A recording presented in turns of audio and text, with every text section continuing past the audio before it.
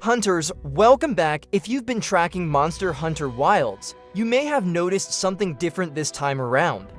The thrill of the hunt, the satisfaction of overcoming an overwhelming challenge, has it changed?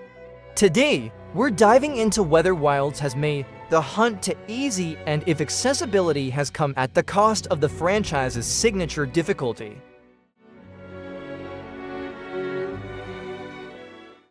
Reflecting on my early experiences with the Monster Hunter series, I remember the steep learning curve, mastering attack patterns, managing resources effectively, and enduring intense, drawn-out battles where every mistake carried real consequences. However, Monster Hunter Wilds takes a different approach. This raises an important question: have the increased accessibility and quality of life improvements inadvertently reduced the challenge that defines the franchise?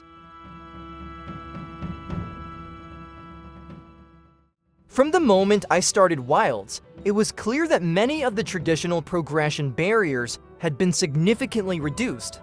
In previous titles, obtaining powerful decorations required extensive grinding and some luck with RNG. Now, essential skills are provided almost immediately, drastically altering the difficulty curve. While this change makes the game more accessible, it also reduces the sense of accomplishment that comes from gradual progression. Monster Hunter has always been about overcoming adversity, and in Wilds, that struggle feels noticeably diminished. The impact of these changes became most apparent during hunts. Historically, Monster Hunter required patience, careful observation, and precise execution. In contrast, Wilds features battles that, even at endgame, conclude in just a few minutes. Even the most powerful monsters, once known for being formidable challenges, can be defeated in under 7 minutes, and that's without an optimized build. This raises concerns about how difficulty has been adjusted. Is the game still rewarding skill, or has it been designed primarily for a broader, more casual audience? Though Wilds introduces challenge-enhancing mechanics, such as tempered and frenzied monsters, the base difficulty feels significantly lower than in previous titles. The high stakes that made victory so satisfying seem to have been softened. Mechanically, Wilds delivers the most polished combat in the series. The responsiveness and weight of attacks are excellent, and the variety of weapons remains impressive.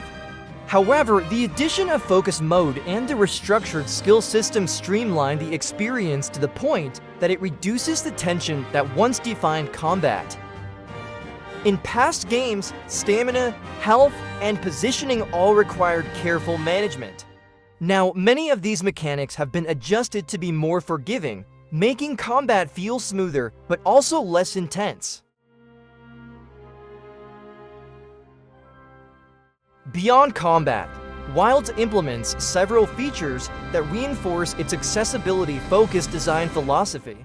The removal of excessive decoration grinding, the ability to swap weapons mid-hunt, and the convenience of secret mounts all contribute to a smoother gameplay experience.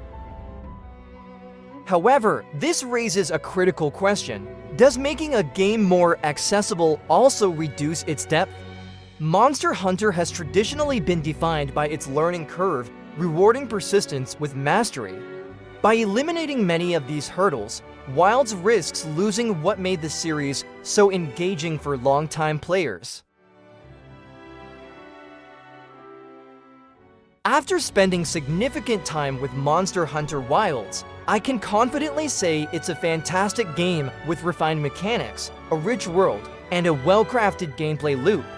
However, it's also undeniable that its difficulty has been reduced. Perhaps the upcoming Master Rank expansion will restore the franchise's signature challenge. Perhaps my concerns will prove unfounded. But the fundamental question remains: has Monster Hunter Wilds sacrificed too much of its difficulty in favor of accessibility? Or is this an essential step toward broadening its appeal? Let's keep the discussion going. Drop your thoughts in the comments. If you enjoyed this breakdown, don't forget to hit that like button and subscribe for more Monster Hunter content. Your support helps keep the channel going, and I'd love to hear your take on Wilds in the comments below. Until next time, happy hunting!